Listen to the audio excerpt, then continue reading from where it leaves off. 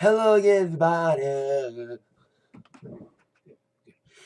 Zack Attack is here with, as promised, my thoughts on who is going in the Rock and Roll Hall of Fame for the class of 2017. It'll be once again from the Barclays Center. I think it's like the third year in the last 4 years that Barclays has hosted, moving from its original New York location, the Waldorf Tower. I think it's a better place for it. The fans can get in too. The ceremony will take place April 7th, and of course, it'll be broadcasted live on Sirius XM, and of course, TV broadcast will be probably later in April, early May on HBO, who still has the broadcast rights.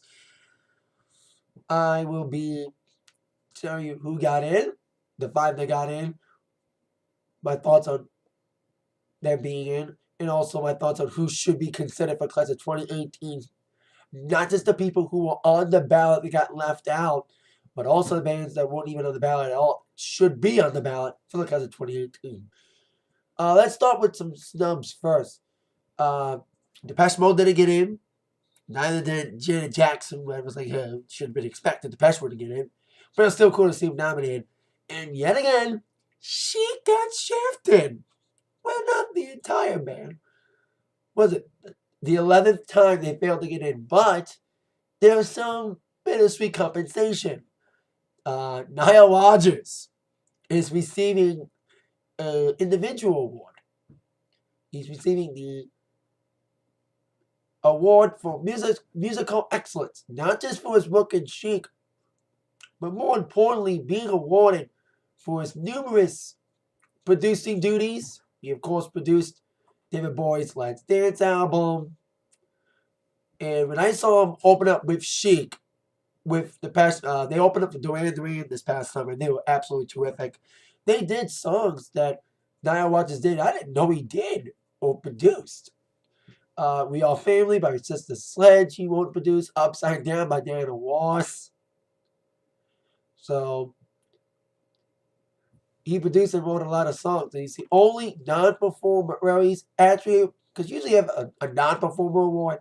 And this is definitely going to Nile Rodgers, who did release a statement saying that while he is happy, it's bittersweet because of the fact that his band got shafted yet again and he's being singled out for an individual award. Saying, I'm more shocked than anybody right now. He released a statement through Billboard. I'm blown over because I didn't expect to be singled out of Chic. So that's weird right away. It's just weird for me to be picked out of Chic and say, now you belong in the Hall of Fame, but those other guys, yeah. Of course, I am flattered and honored like crazy. But it's sort of bittersweet for me because of all the things I've done that I'm exceptionally proud of. I'm really proud of Chic.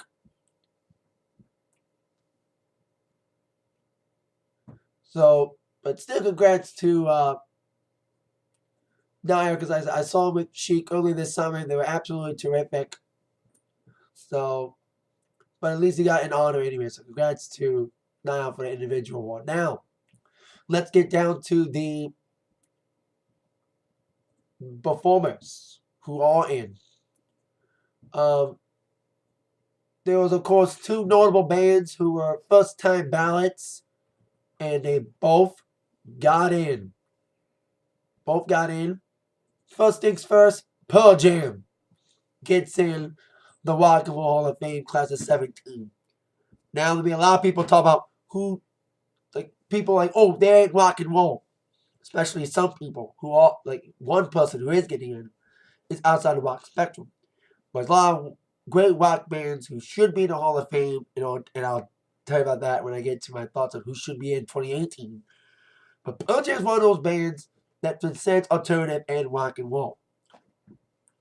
Born out of the grunge era in 1991, Pearl Jam bust out the scene with other bands like Soundgarden and fellow Seattle Rock and Roll Hall of Famers, Nirvana. Their album Tang was big with hits like Jeremy, Even Flow, Black, among others. But they got really popular, really fast, especially with the videos on MTV, performing the VMAs and even winning Video of the Year for Jeremy in 1993. They didn't make that much music videos of that, and fought wars against MTV, and also a big legal war against Ticketmaster, which they kind of lost. But I still toured to this day, still release albums. The last album was Lightning Bolt in 2013. They're probably going to do album as I speak, between their periodic tour dates. Because this year, it was the 25th anniversary, but they didn't make much of a to-do for the 25th because they did all that for the 20th anniversary in 2011. But there'll probably be a big to-do when they go in the Hall of Fame. Probably some of their full members will be joining them, and maybe join them on stage, not just to accept the award, but also to perform with them. Couple bands who do have former members, we'll see if they all show up, especially in the case of one. Big band. So, besides Pearl Jam getting in, another first-time ballot will get a lot of people wild up. Tupac Shakur is going in the Rock and Roll Hall of Fame. He is, I think, I need to double check this. We had Grandmaster Flash. We had Run DMC. Public Enemy. NWA. Tupac. So I think we have like the 5th or 6th artist from the rap scene to be nominated for the Rock and Roll Hall of Fame and get in the Hall of Fame, should I say. A lot of people will, of course, all those purists out there will be like, oh, Tupac's not rock and roll, he's rap, why aren't Motorhead in there? A lot of great bands are shafted. But Tupac exuded the rock and roll attitude, some will defend. And rock and roll is not just a music. It's a style, it's an art. It's a feeling. And it should not be subjected to genre separations. That's why we've seen a lot of rappers in the Hall of Fame the last couple of years. But I know a lot of purists will be arguing for it, especially people like Gene Simmons, who was a big critic over NWA's induction. And Tupac getting in will probably, once again, get those critics yelling loud about rap being included in the Hall of Fame inductors. But Tupac, take rock and roll out of it, he is probably one of the most influential rappers of all time. When you think of when people think about the best MCs, he and Biggie are always on top of the conversation. From his classic albums like Tupacalypse Now, Me Against the World, it is classic 1995 double album, All Eyes on Me. Tupac had classic slow jams, very fun, very sentimental songs like Keep Your Head Up, Dear Mama, but can jam it up with gangsta jams like California Love, Get 'Em Up, and America's Most Wanted. He was as gangsta as he wanted to be, and got arrested so many times in his life for various drug cases and assaults. He even starred in a movie with a woman who might have been in the Hall of Fame this year, Janet Jackson, Poetic Justice. He was in a couple movies besides that. I think it was in Juice, a couple others. Of course, as we all know, the end of Tupac's life came in 1996 when he was gunned down in Vegas. The crime is still yet to be solved after over 20 years. This is the 20th anniversary of Tupac's death. So it made sense he got to get in the year of his 20th anniversary of his death, but he'll be, of course, going in 2017. So congrats to Mr. Shakur. Probably his family will be there to accept the honor. Speaking of oddballs, a lot of people will be criticizing Tupac's inclusion. Some may say the same about our next inductee, Joan Baez. Now, once again, she, of course, goes beyond the boundary of what's considered rock and roll. She's considered a folk singer and an activist in the 60s. And a lot of people were on her side. I think she was probably in the top 10 of fan voting. So, there's a category called early influences. and she could have been on that early influences list. But she's considered on the main performing list, and a lot of people, like the Tupac, are probably against her getting in. Like I don't know much about. I know who she is. I don't know a lot about her music per se. Besides covering We Shall Overcome and a couple old folk songs. That's what she is, a folk singer, but an activist, especially in the civil rights movement of the 60s and against Vietnam in the late 60s, early 70s. She's had songs covered. Diamonds and Rust, which is a song that's been covered by Judas Priest. Still not in. But I mentioned she did covers of We Shall Overcome. Farrah Angelina was one of her originals. She even covered The Night They Drove Old Dixie Down by the band. She was at Woodstock. And like I said, she's a big activist. I hope she doesn't go too political in her induction speech. So congrats to Joan Baez for that. Like I said, I'm not the biggest fan of her. I know who she is. I like folk pop people.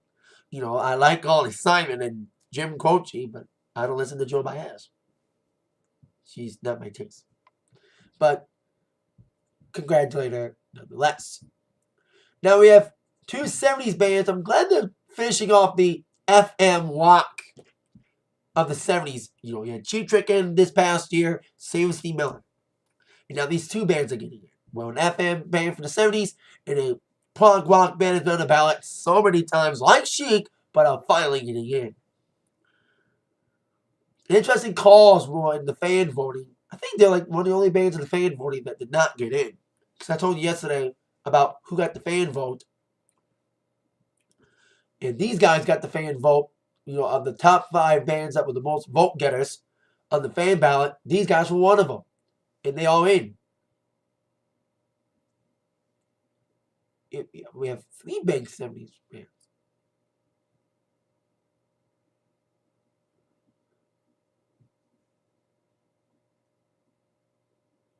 We have 6 going in. We have, yes! Finally on the ballot and finally in after various years. So, they're finally in. If Genesis is in, so should these guys. Like Joan Baez, I'm not the biggest fan of Yes. You know, I like Genesis and some prog rock people, but Yes, like Joan Baez, doesn't suffice my taste. But you can help but respect Yes's influences on various bands across the world in the last 45 years of their career. People like me may know them best for their commercial era in the 80s with their only big hit, Order of a Lonely Heart. But diehards would.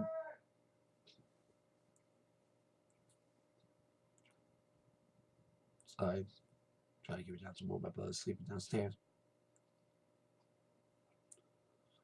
But diehards would know more from songs like Roundabout and Fragile, the album, and classic albums like that, and Close to the Edge, among others.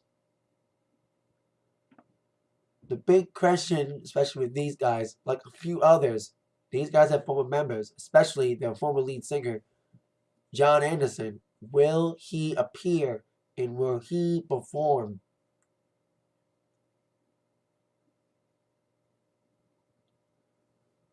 Of course, we just recently lost a couple, I think a couple members of Yes passed away this year. Last year,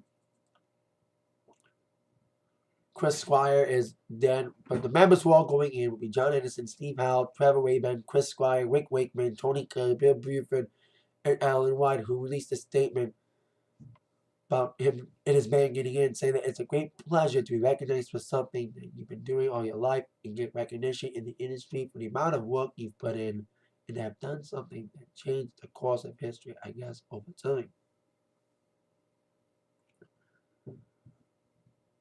So when it comes to a lot of people going in, in the prospect of John Anderson joining the band because he got let go a couple of years ago. And even John Anderson has his own group now. But when it comes to that, Alan White said, I really haven't spoken to John or anybody about how they're going to do this. I have my own ideas about how they should try and do that. But whether everyone's on board with that, I don't know.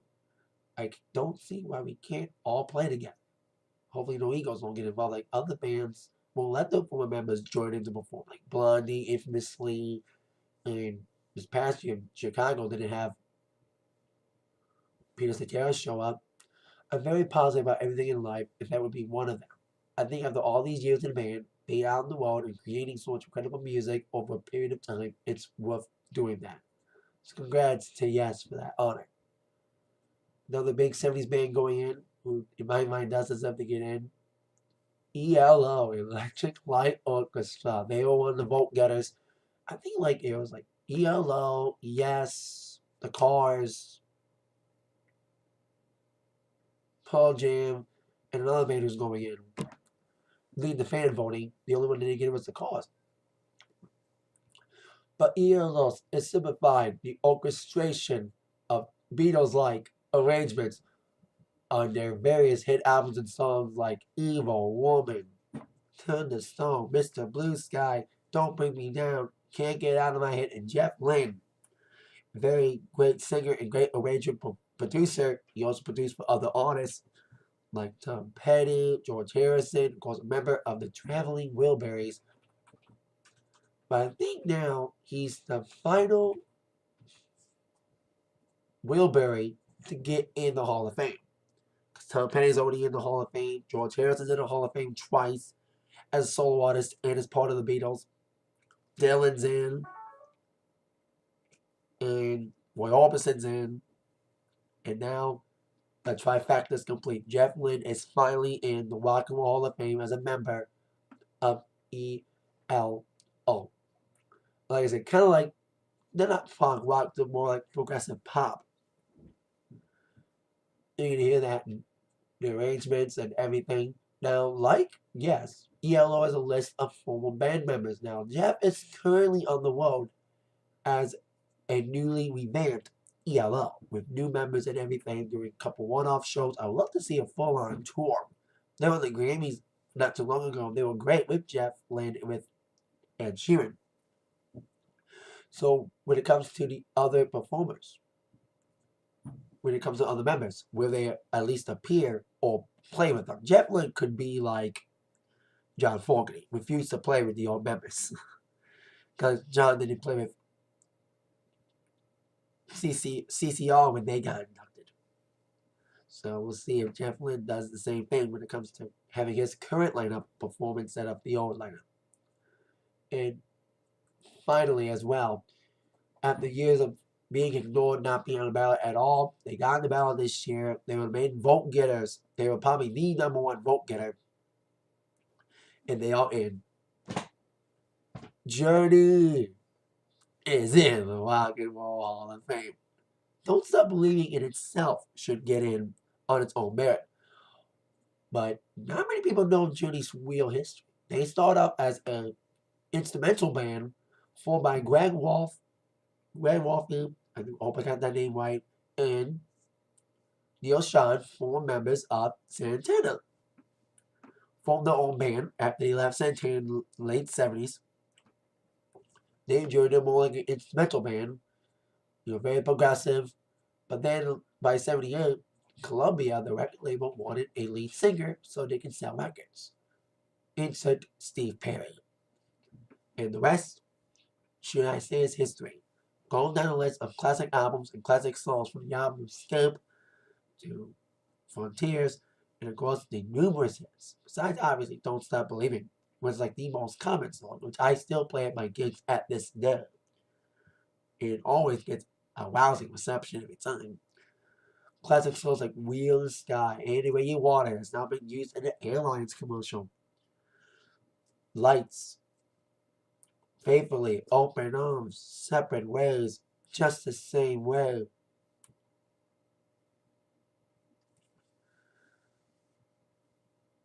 Even lesser known like Chain Reaction and all that great jazz. Of course, I think the original, like the line that everyone remembers the most is Neil Sean, Waz Valerie, Steve Smith, Jonathan Cain, and of course Steve Perry. From the mid '80s, there was some tension. Steve Perry went solo with O'Sherry, and even Randy Jackson joined the group from American Idol fame, not Michael Jackson's brother. They broke up. They got back together in '96, but Steve Perry left again after hip surgery and has been back since. It came a slew of replacement singers, including the most recent lead singer, Pernell, Ornell, Bernetta. I saw Journey with their fellow Hall of Famer now, Steve Miller, a couple of years ago at Pine Up. They're absolutely fantastic.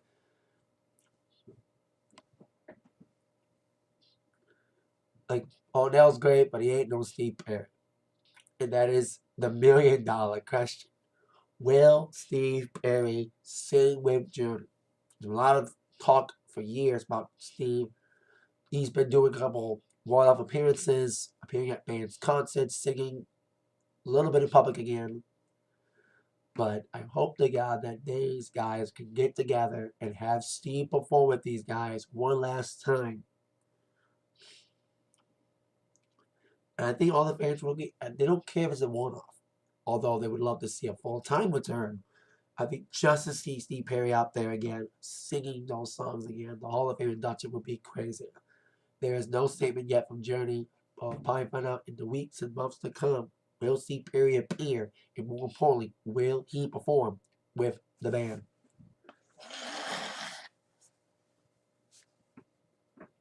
Which fans are hoping for resounding yes. So congrats to Journey. And for those who are in the Hall of Fame class of 2017. Now on to my thoughts on who should be on the ballot for the class of 18. Now look at the bands that were left off this year. The Cars, who are one of the big vote getters. They were in the fan ballot. Now, for those who don't know the fan balloting and how it goes, they don't just pick the top 5 fan votes and go. For what I've known, the top 5 artists that gets voted on by the fans counts as one vote towards the total vote for them getting in the Hall of Fame. Apparently, Cars didn't get that much total votes from the rest, and there's been a lot of people rallying for the Cars to get in. They've been on the ballot a couple of times, so it's kind of sad they're not in this year. Depeche Mode didn't get on the ballot. Now, I should have known Depeche was not going to get in. First time. You have to be eligible for 10 years. Finally got on the ballot. Same with Jason Ditchin not getting in. Bad Brains, Shaka Khan again. MC5 would have been great to see them in. Steppenwolf. And I said this when I did my thoughts on the nominees. A lot of bands got shafted again because they are still pussies about real hard metal.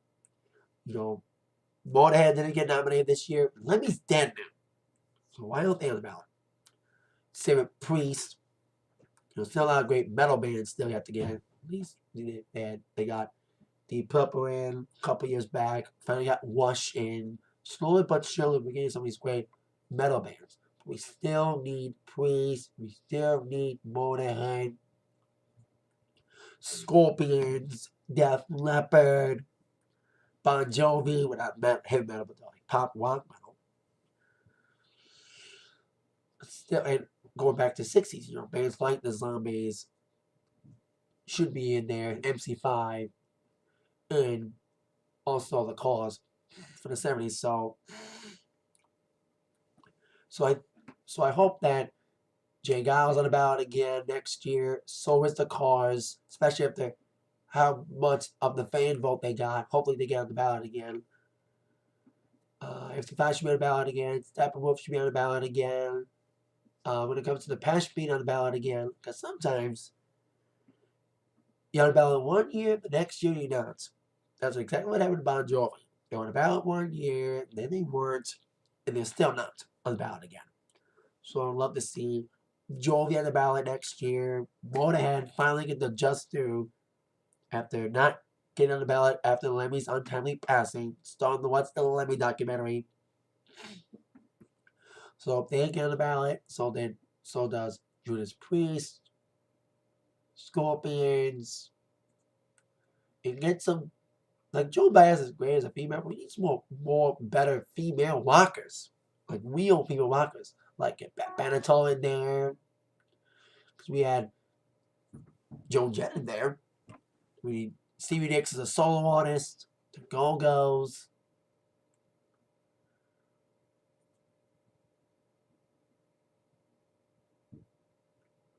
So that's what I think should be in there next year, the ballot. And some people may say Bad Brain should be in there. Again, like more punk heavy metal. So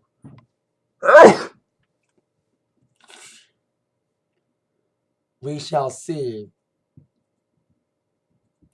what goes down. Oh, before I go here, I have received a statement from Journey from the internet here about whether or not Steve Perry should join him. Neil Sean is on about getting inducted, saying that I'm trying to get through to Steve to say congratulations, and hopefully he'll call me back. I would hope that Steve would at least do something with us. He went and sang a couple of songs with the Eels last year to let people know he can still sing. I kind of alluded to that early in the video about Steve making a few public appearances to sing again, and that's the band he was appearing during their concerts, the Eels. So keep my fingers crossed, but I'm not counting on anything.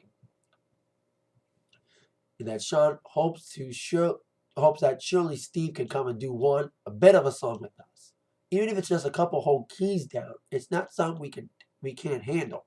I'm looking forward to hearing from him and just seeing what he's thinking, and if he wants to share that at all, it should happen. It's silly not to. I agree that Steve Perry should be involved in the induction and should perform with Journey.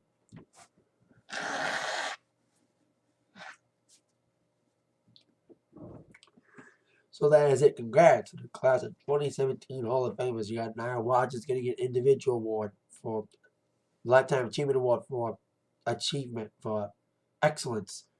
And of course, the main performers, Joan Baez, Tupac Shakur, Pearl Jam, ELO, Yes, and Journey. As I mentioned, the ceremony would take place April 7th at the Barclays Center in Brooklyn, and will air on HBO sometime around mid-April, early May, and it'll be broadcasting live that night on Sirius XM, and they always like to broadcast it live at the Hall of Fame Museum. So probably they'll do that again in Cleveland. No, a lot of people criticize the Hall of Fame about who they pick. There's still a lot of great bands still left out, and hopefully they'll continue to fill in those blanks. At least Journey's in this year, so any else. So with that in mind, you've all been attacked by the thoughts from Zach. Thank you so much. See you later.